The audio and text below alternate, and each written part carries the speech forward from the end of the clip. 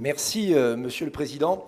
Tout d'abord, un grand merci à Françoise Grolet qui a décidé de retourner dans sa vie privée, mais qui a fait un travail formidable en tant que conseillère régionale. Et bienvenue à Stéphane Reichling, dont nous sommes très fiers aujourd'hui d'être les collègues. Je suis sûr qu'on va bien travailler ensemble. Monsieur le Président, moi, c'est toujours un moment de joie, ces propos préliminaires. Parce que je vous écoute, et alors c'est une parenthèse enchantée.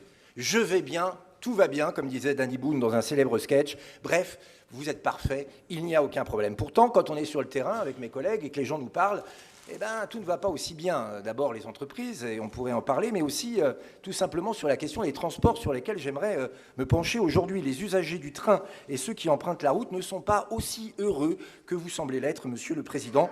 Peut-être ont-ils une vie différente de la vôtre. Pourtant, les transports, évidemment, c'est une mission essentielle de notre région, et puis c'est au confluent de plein de sujets. L'économie, le pouvoir d'achat, l'environnement, et donc c'est un sujet fondamental.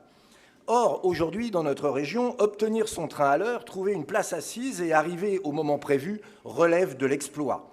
En effet, les trains sont régulièrement en retard, et puis pas qu'un peu. 6400 TER ont eu un retard de plus de 5 minutes en 2022.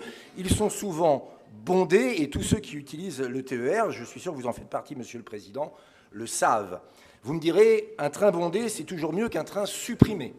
Parce que nous venons également d'obtenir les chiffres, et je vous en remercie, des trains supprimés. En 2023, pas moins de 13 084 trains ont été supprimés. Sur la ligne Mulhouse-Fribourg, c'est 11% des trains en moins.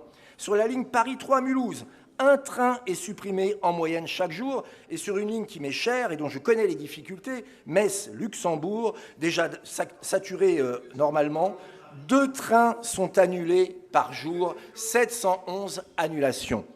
En bon macroniste, vous niez évidemment le phénomène, et vous êtes même un adepte zélé de la double peine pour les usagers. Le service est déplorable, alors on va augmenter les tarifs.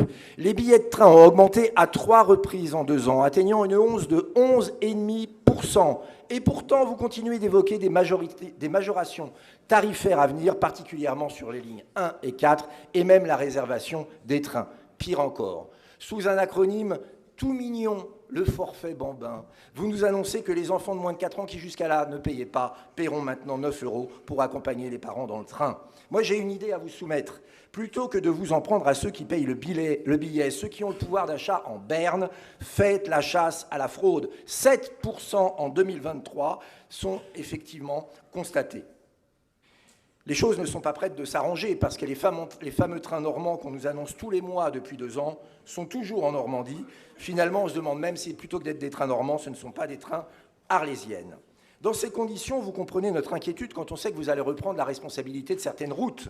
Évidemment, on sait pourquoi. L'écotaxe pointe son nez, cette écotaxe qui fait peur à nos transporteurs routiers, notamment les petites entreprises qui subissent déjà une concurrence déloyale d'un certain nombre de pays de l'Est et qui demain se verront contraintes d'employer les routes secondaires, c'est-à-dire de traverser des villes et des villages qui se verront plus pollués, qui se verront embouteillés, alors qu'aujourd'hui, ce n'est pas forcément le cas. Vous êtes aussi bien évidemment à bord du projet de l'A31 bis payante, cette autoroute qui était hier gratuite, qui sera demain payante, 8 € par jour. Mais quel cynisme au moment où on constate que les bénéfices des sociétés d'autoroutes ont augmenté de 47% en 1 an et que les Français qui prennent leur automobile sont obligés de se serrer la ceinture à cause du prix de l'essence. Bref, une politique inefficace, une politique chère.